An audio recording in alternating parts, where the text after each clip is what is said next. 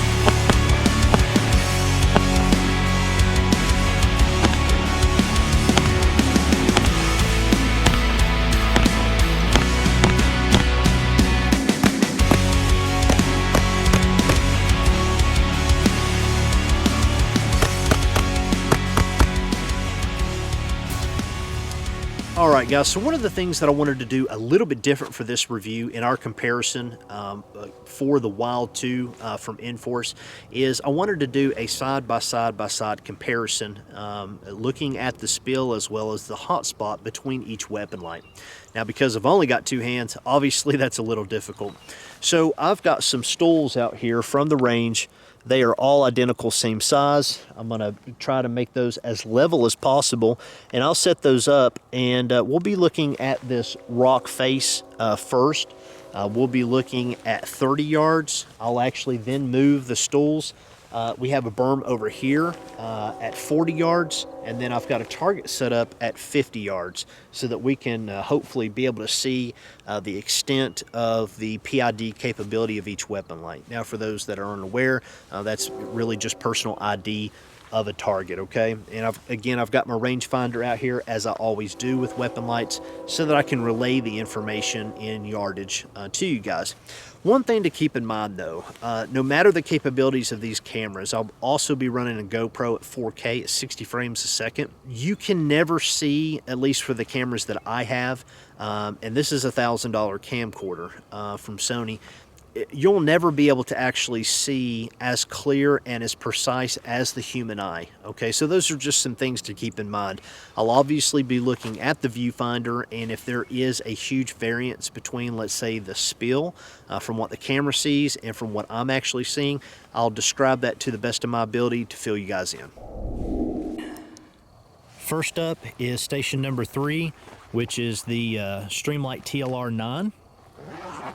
So to give you guys a understanding of what I'm actually seeing as far as spill, I can actually see, let's see, I'm going to actually point this with this flashlight. I can actually see through this area here, all the way through this area here with the spill. It's not very much.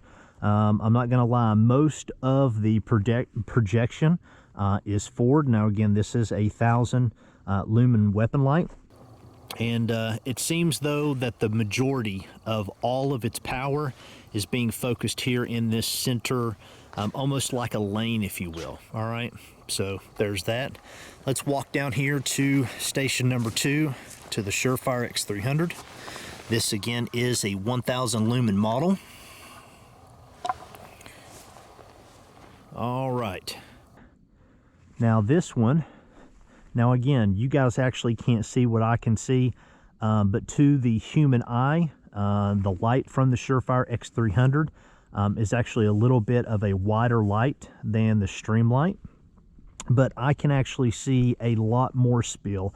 I'll actually pick each of these up and hold them in the hand and kind of shine them around so you guys have a better understanding.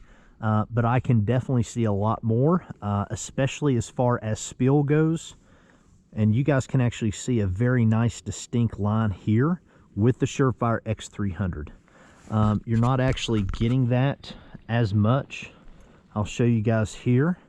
Do you see how soft the spill is? This is the Streamlight TLR-9.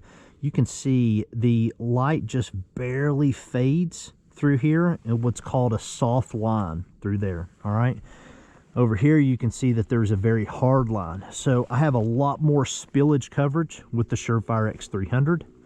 Now on to station 1, which is the Inforce WILD2. And this thing is an absolute powerhouse. Now I want you guys to see the difference of that. Now this one might be raised a little bit more. That's why I'm gonna raise each of them up so you can actually see the hot spot.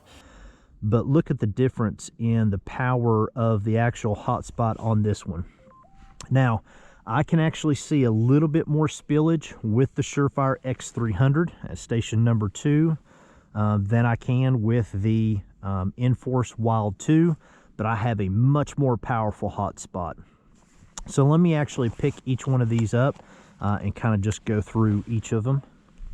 Now what we're looking at right here again is about actually about 18 yards to this rock berm right here. Okay, that berm right there is about 10 yards from where we're at.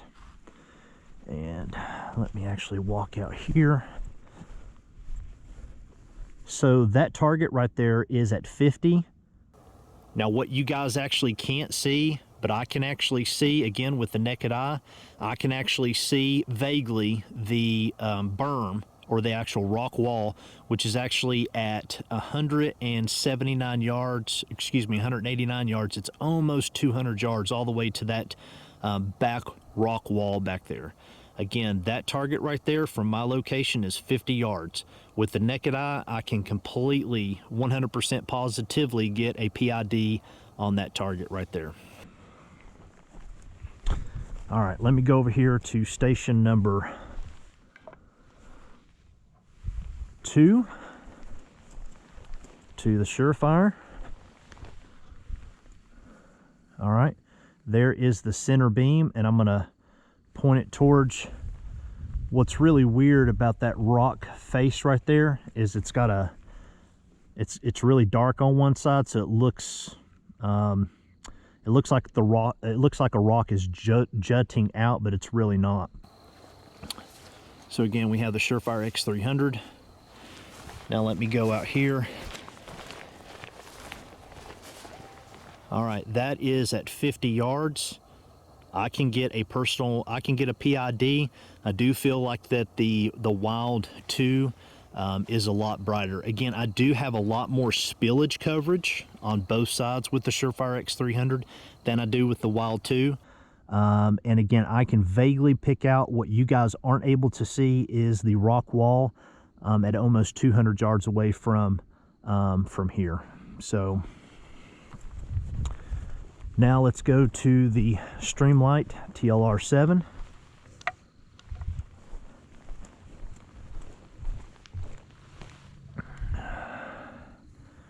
Out of all the weapon lights, this one has the lightest hotspot out of all of them. It has the weakest one, I guess I should say, and it has the weakest spillage on both sides.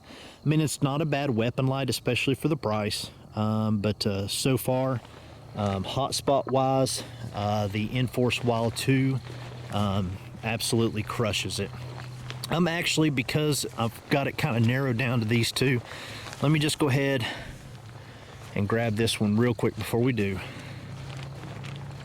Bring this out here. Okay, I can make out that target again with the human eye, PID. I do have more clarity with the 300 as well as the Inforce WILD2.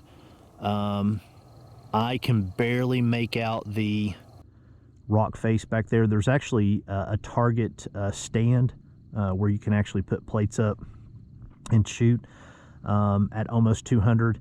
But if I didn't know what it was, I couldn't actually make it out from here. So again, this is the Streamlight TLR-9, and out of the three, this one is the weakest of the bunch. All right, guys, so in my left hand, I'm going to be demonstrating the Surefire X300 against the Inforce WILD2 in my right hand.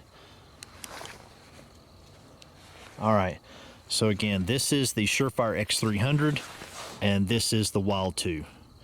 See how much more concentrated the white beam is on the right from the Inforce Wild versus the Surefire X300. Again, both of these are 1000 lumens.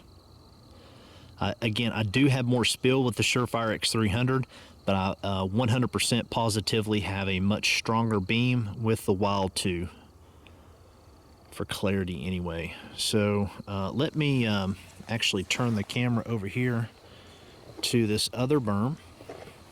This one's a little bit further away. Again, Surefire X300, WILD2. From this distance, it's really going to be hard for you guys to see the difference between the two.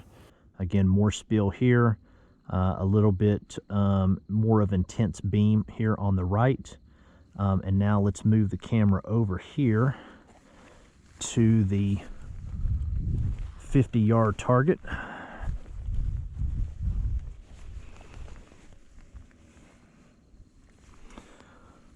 All right, again, now, so this is the Surefire X300. And now the Inforce WILD2.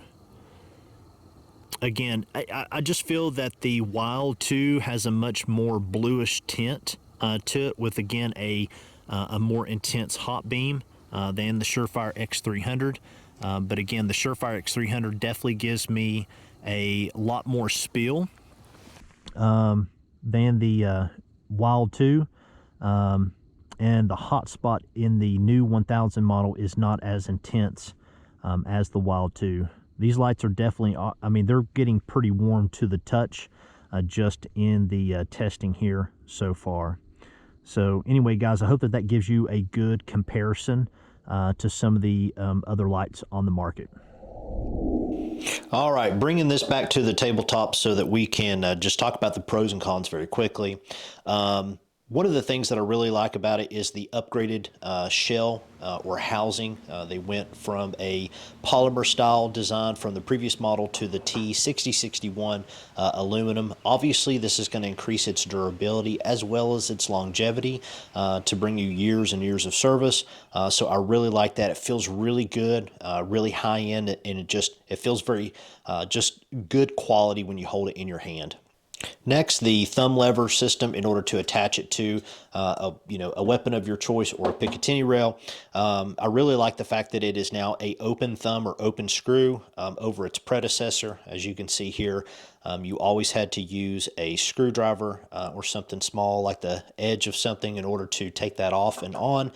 So this is really nice. It just makes it a lot easier when you're moving this between different platforms. So definitely a upgrade for that. So definitely a pro. Next, for those that aren't familiar with Inforce, they actually have I believe it's patented. I'm not 100% sure on that, so don't quote me, but you can see this, these levers here, if you will. These actually slide in and out of the housing itself, so you can see that that's universal. So let's say I need to switch from, let's say, a Glock to a carbine, which uses a 1913 rail. What I do is I just unscrew this all the way out. This whole plate will come off. That will slide out. You flip it upside down and it'll say 1913. Mine's a little stiff. It's not broken in, so I've got to use like a flathead screwdriver, a small one, to kind of pry that to get it going. But that's actually how you switch that out between the two. It's definitely a better system than its competitor. Because with the Surefire, if you want to change this from a universal to a Picatinny, you've got to take all 6 screws out and change this plate, which absolutely sucks, by the way. So anyway, just a really great job. I'm glad that they kept this because it is a system that does work. Next, moving down to the way that the battery compartment is designed. It's definitely an improvement over the previous model. With the older model, you actually unscrew the top portion here, which just used one CR123. With this particular model, it's very similar to kind of like the some of the Streamlight models, to where you actually put your batteries in the back. However, this one has got a button here. So you depress that button and that will deactivate, not deactivate, but unlock kind of this hinge pin, if you will. Now this thing is pretty tight, and I'm going to show you why. You see how thick that O-ring is right there? It's very, very thick. So it really is creates a lot of resistance. And so, for example, when you got to put this thing back on, you've really got to apply pressure here, and listen to how it locks into place. I mean, it's solid. You know that it's there. It feels very, high-end quality. So great job, Inforce. I really like that. You know that this thing is going to be secure from preventing liquids or water from getting inside to your internal components or your batteries. Moving back to the back of the light, to the paddles. This is probably my favorite activation option, if you will, over all the other ones on the market. I've always been a fan of the paddles. It's just something that's very user-friendly for me. It's something I definitely prefer over any of the other ones, again, on the market. Probably my least favorite is the rocker system that Surefire uses. I just don't like how stiff they are. I'm not the only one that feels that way. But again, that is going to be personal preference. One of the other changes that they made is it is upgraded in regards to its real estate. So it's a little bit wider than the previous model, which is definitely going to be good for those of us or those who have really large hands. You're really going to like that added real estate. Another thing is the price point. So in regards to the price point, this guy right here comes in at almost half of the price point than its competitor. And I do feel that the Inforce WILD2 was created to be in direct competition of Surefire, without a shadow of a doubt in my mind. So the fact that they were able to make these kind of upgrades from what they had before and still keep the price point at almost half of what the X300 cost, I believe, is something very impressive. So I'm really happy with that. I think that Inforce, again, although it is not for everyone, for those that do enjoy their products, I believe that you are going to be very happy with this if you decide to purchase one.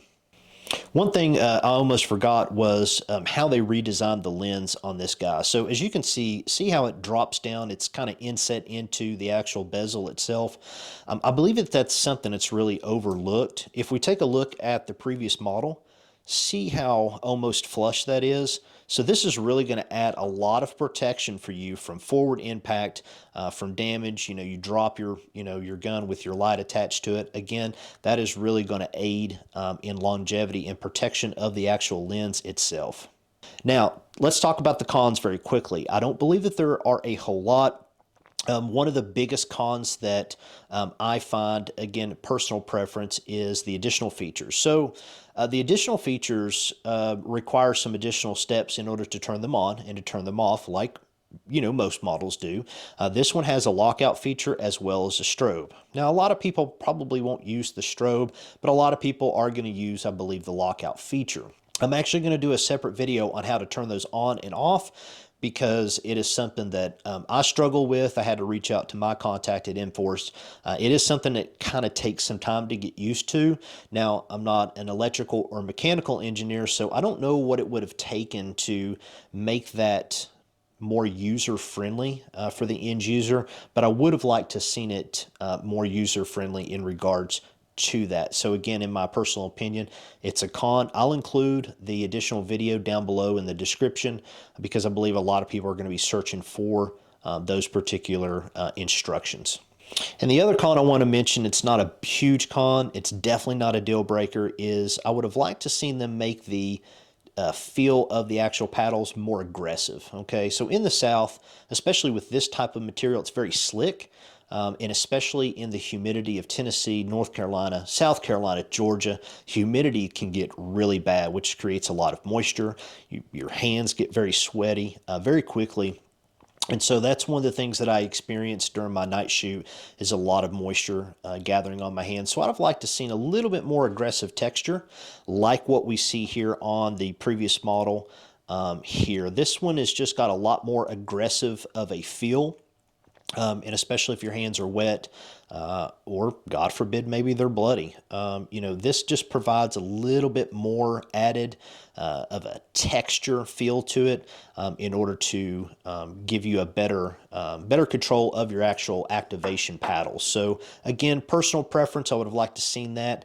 I'm sure it may increase the cost ever so slightly.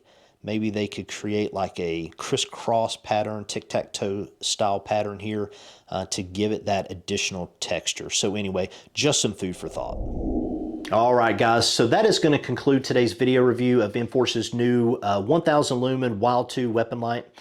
If you are new here, please consider hitting that subscribe button. I would love the opportunity to earn your subscription each and every review. And guys, you know the routine. If you're here, smash that like button. That actually helps this video get out to be seen by more people. You guys hear it from me and every other YouTuber out there. It's just the way the YouTube algorithms are written. So blame them, not us.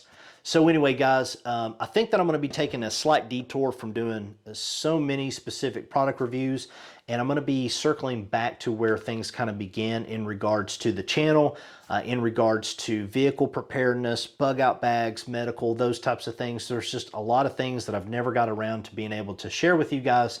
So I think I'm going to take some time to actually do that and hope that you guys will enjoy those new up-to-date videos as well. Guys, again, thank you so much for your continued support here on the channel. And until the next video, guys, take care.